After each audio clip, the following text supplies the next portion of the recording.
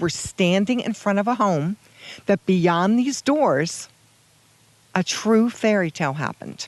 Let me share with you. There was a girl that used to ride by to school every day, and she used to look at this house longingly and wish that one day that she could live here. And that went on for years. She grew up, she went to college, she met this guy, she fell in love with him, and she married him. Well, this was his family home. So today she lives beyond these doors with her husband and 3 children. And we're going to show you what we did, because this was a family home that the husband grew up in. And it needed updated, and it needed to be more comfortable for the family to live in. So we're going to show you what we did. We think you're going to be really surprised, and we know you're going to like it. Here we are inside of this castle of the fairy tale. Not really a castle, but it's their home. And when they moved in, it needed a lot of renovation. So what we did was we kept some of the things that were just absolutely stunning with this rock fireplace. And the wormy wood beams and the mantle, we kept that too. But everything else is brand new. As we look about this room, I remember what it was. It was toys, tricycles. Basically, it was the kids' playroom. And the parents wanted a nice place, nice room to walk into for their guests. So this is what we did. First of all, we took out this wall and we put this beam in. This is a supporting beam, so we needed this. Secondly, they needed storage. They have books, they have pictures, and as we scan the room, you'll see that they're a family that loves their family. So they have a lot of pictures. But all of these shelves are lighted, and what we've done is put glass shelving in with lights above, and this was custom built, and it's absolutely exquisite. There are some elements in this room that I wanted to share with you. First of all, when we talk about space planning, what that really means is making sure that the furnishings that you're considering will fit into the room, and that includes the rug. So you draw the space out with the measurements. And what we did here, because the clients wanted to be able to see the fireplace as they chatted with their guest, was we put 2 wingback chairs with the table in between, coffee table, sofa with a little credenza, and lots of light and accessories mixed around.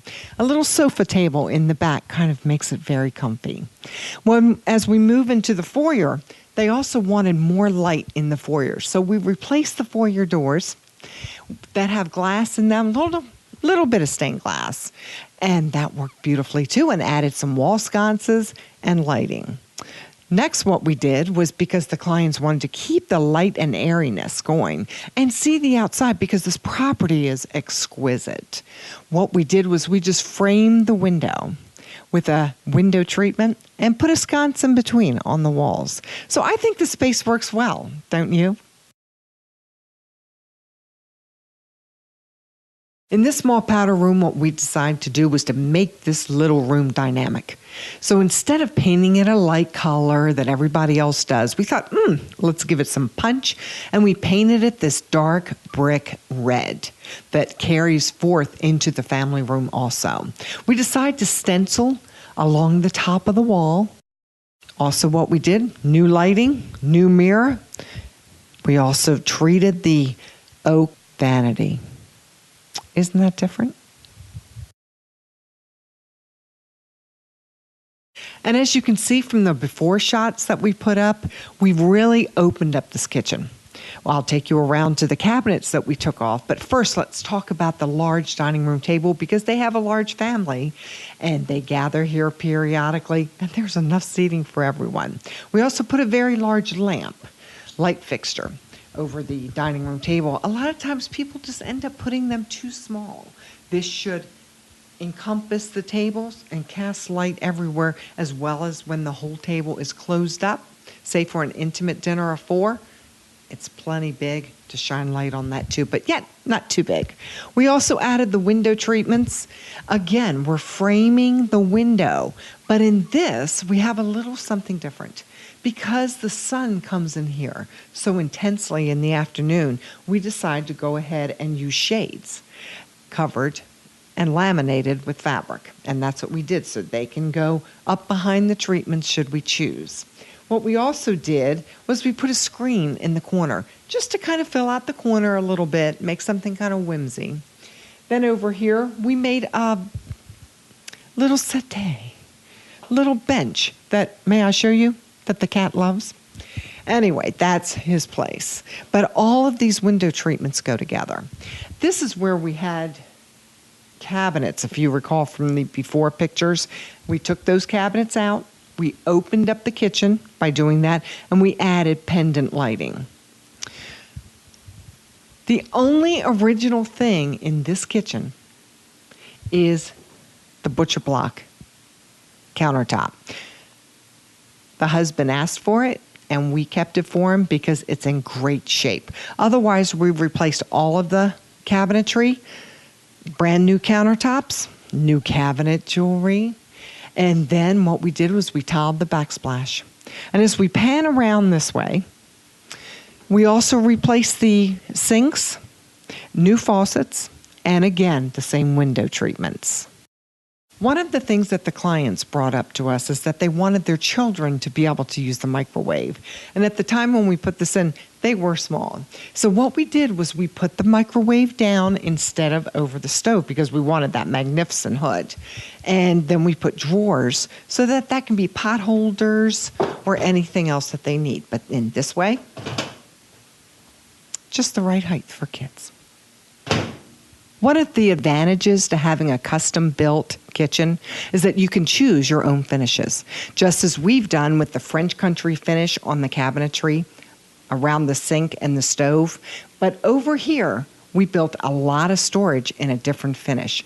The bottom is storage, the top is shelving so that we can display items, as well as the island. That's in the same finish as this. So this French country kitchen turned out quite well. Don't you think?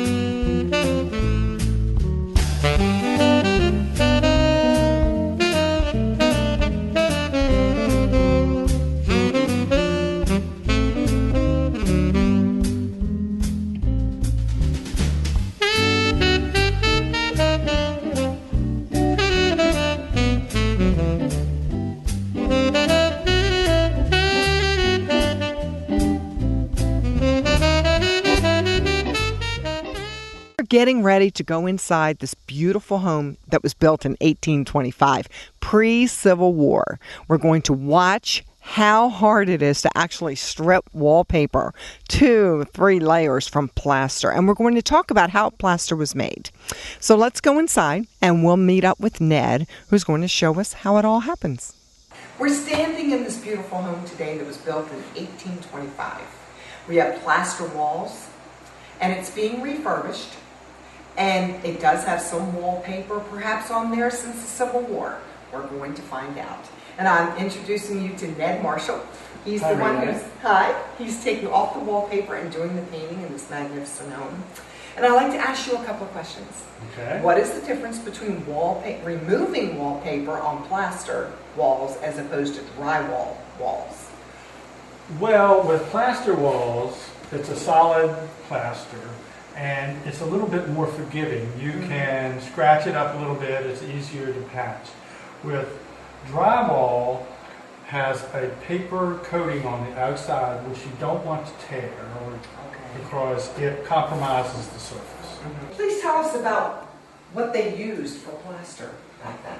Well, what they used first is they split oak strips to use as the latch work. They were nailed onto the studs, and then they mixed a mixture of clay and horsehair.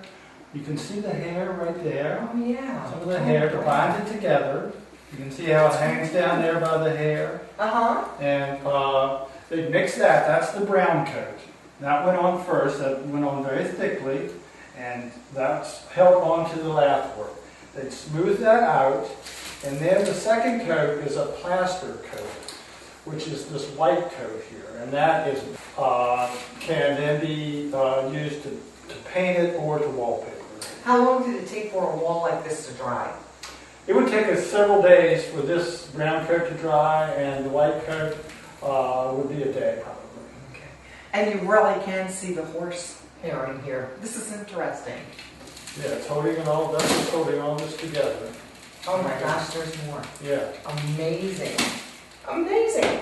Well, Ned, thank you so much. I really appreciate hearing all about the plaster, removing wallpaper on plaster as opposed to drywall. And I really appreciate you coming in today and allowing us to tour this place. Well, thank you, Renee.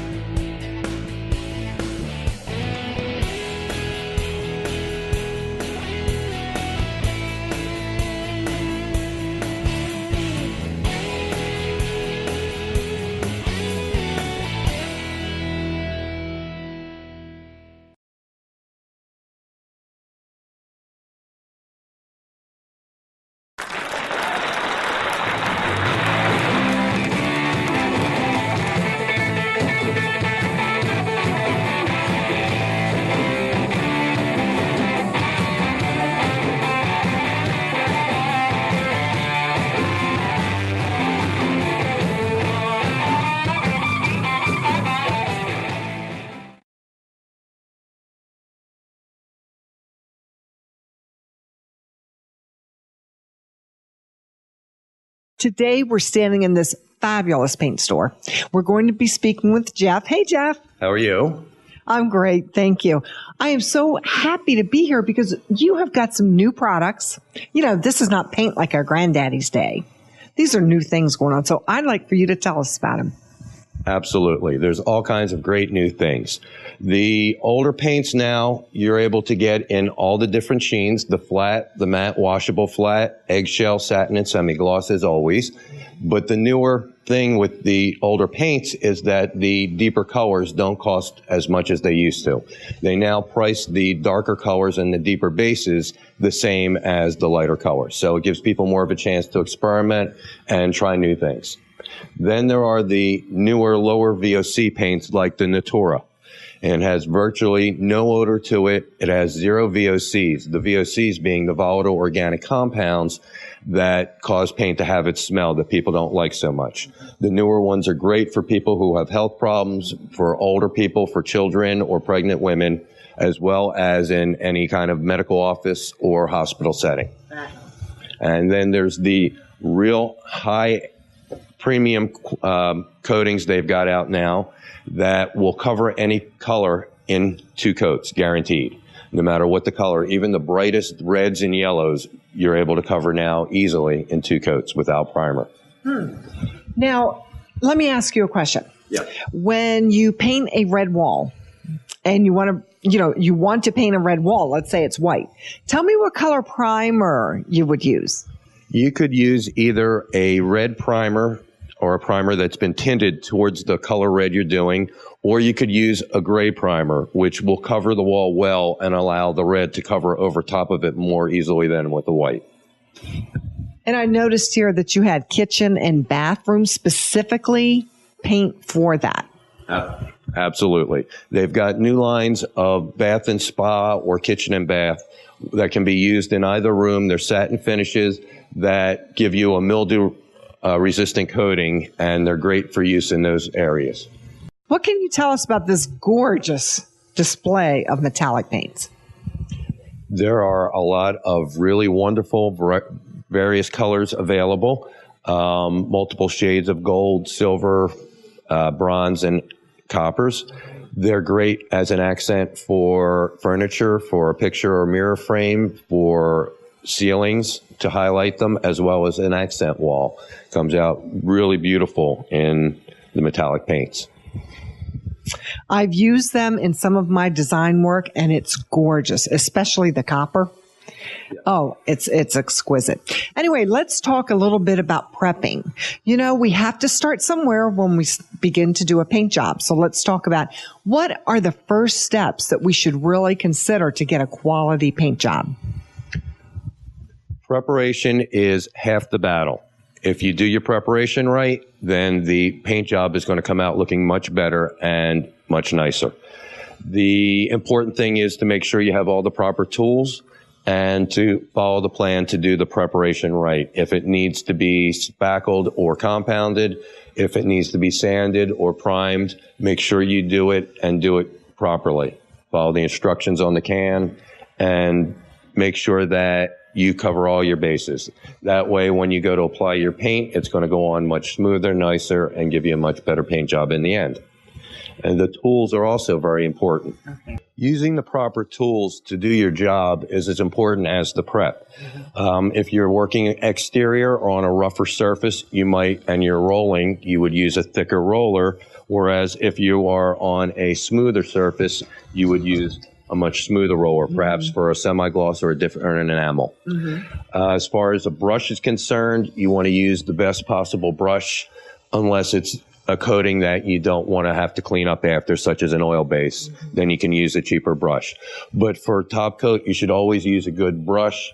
For exterior, a good nylon polyester brush works very well. It holds a lot of paint and lays it out very nicely.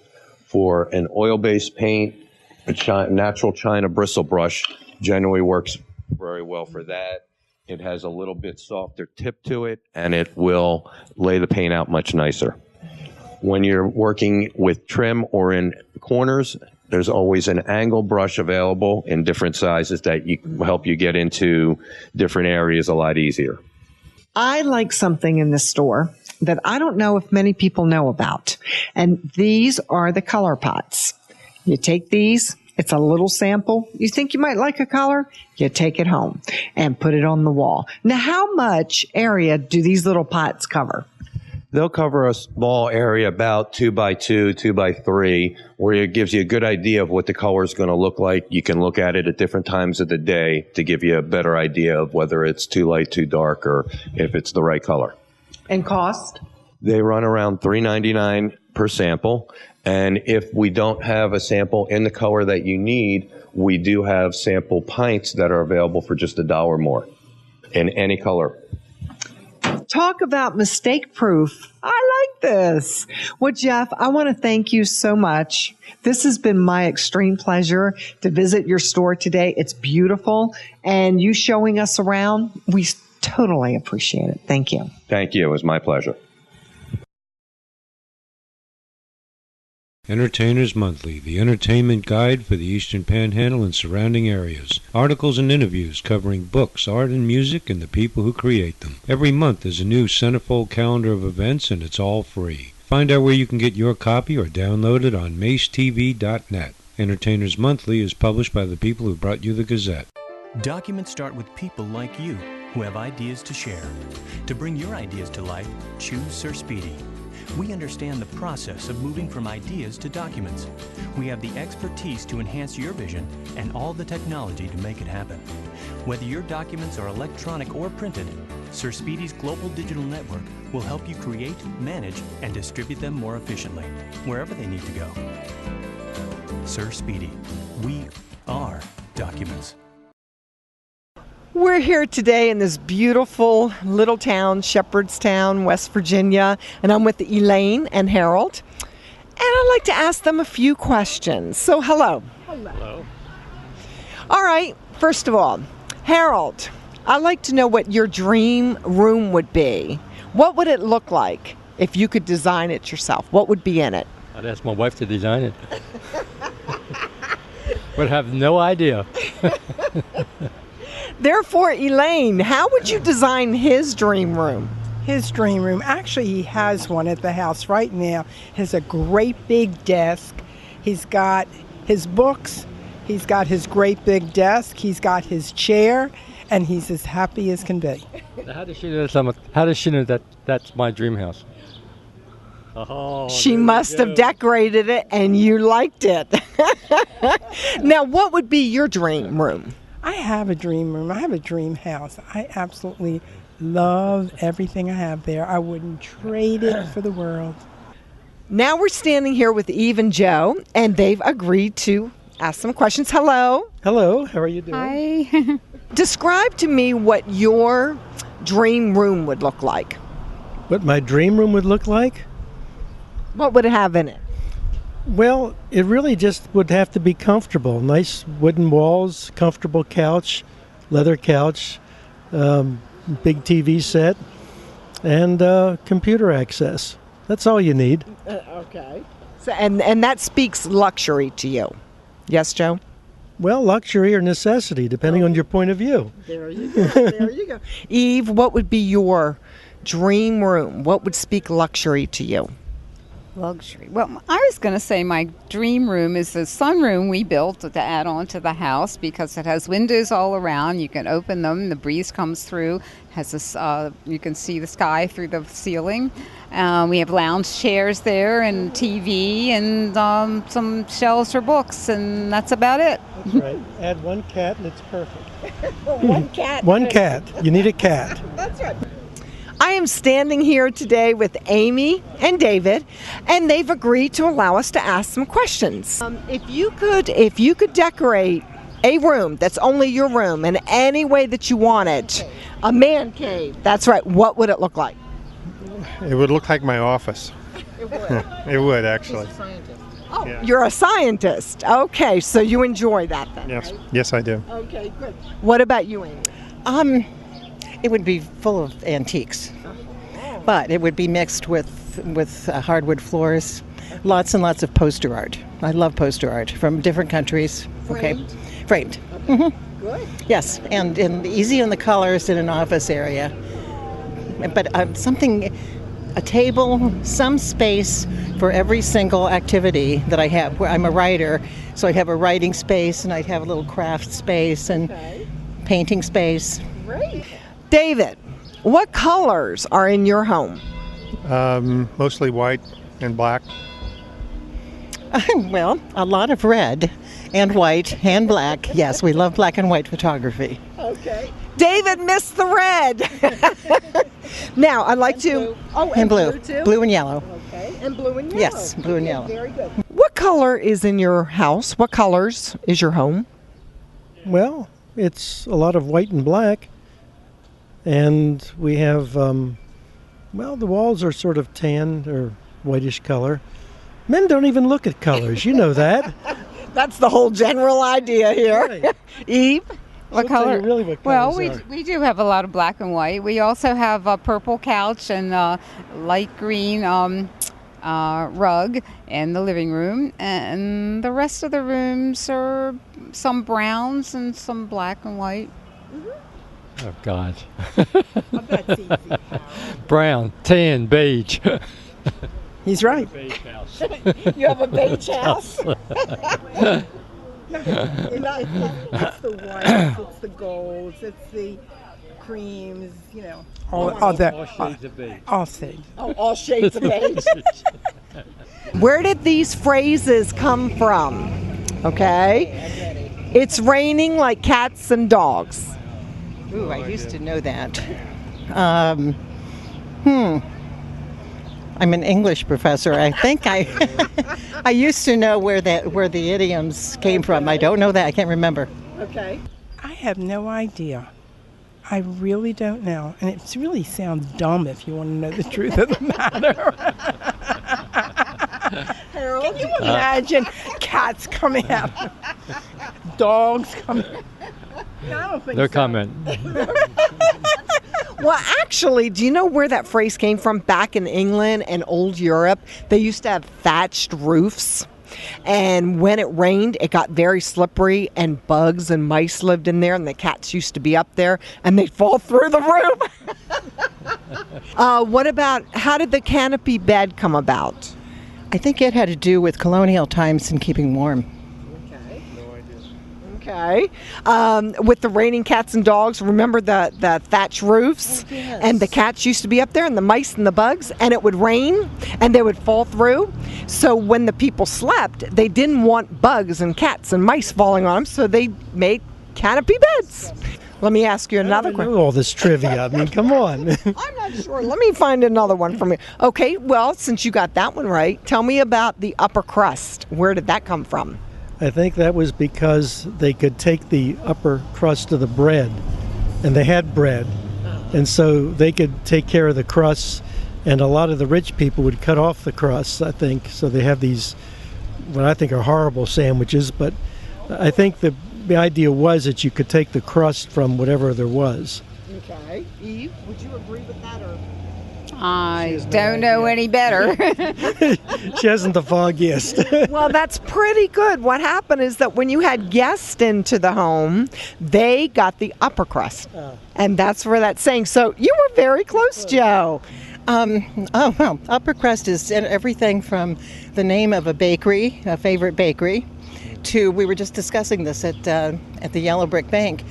If you want to find out who the upper crust really, really, really is, the really wealthy people in the country are hidden from view. You just don't see them. And one of the ways of telling that someone is actually extremely wealthy is to look at their Oriental rugs.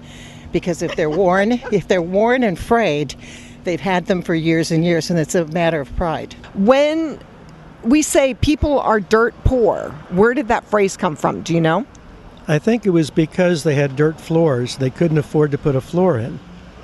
And so anybody who was so poor they couldn't afford a floor to their house had a dirt floor, and they were dirt poor. They were that poor. Absolutely. That is the truth. That's it for today. And thank you so much, David. I'll even shake your hand if you're not too tired. And Amy? Our next door neighbor, Jeff. He's good. He's good. Very good. Well, thank you. I You're really very appreciate welcome. it very was fun. much. Thank you. You're welcome. And well, thank you very much. thank This you was very fun. Really enjoyed it. And we'll have Good to meet you.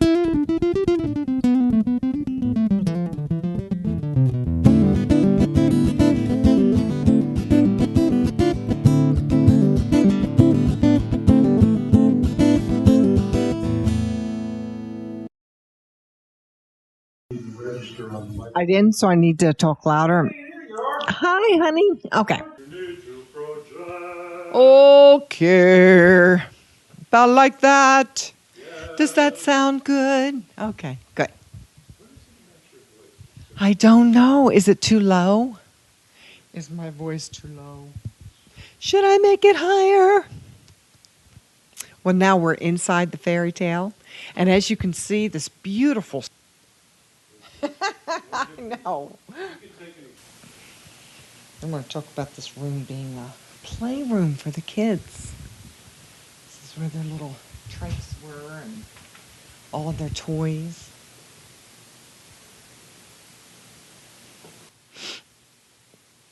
As we look about this room, okay, I gotcha. Okay, go ahead. You just love throwing kisses. As we look about this room, next they also wanted to have some foyer. Forgive me.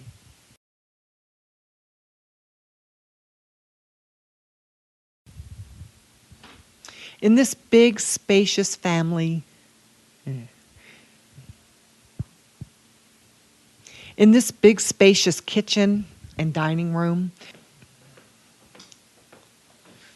I'd rather stand here because that's where I don't get the oven.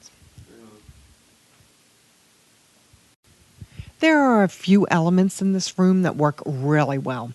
First of all, the clients wanted to be able to sit there and have a conversation with their guest, but also see the fireplace. Therefore, we put the sofa and the chairs facing. What? You're talking about window treatments. I'm zooming on window treatments. You're talking about fire. You're killing me here. All right, New I got York. window treatments in All the right, camera. New York. You're killing me here. I love that. You're killing me. We're also going to find out about plaster. How was it made back then? We're going to actually get to see some of it. We also have another show. I'm standing in front of a home that is built in 1825. That was wrong. Okay. I'm getting ready to move into this home that was built in 1825. You're going to move into there and live there? No, all right. We're just getting ready to go. Dan and I are getting ready. Dan's going inside. That's right. We're going to whip them into shape.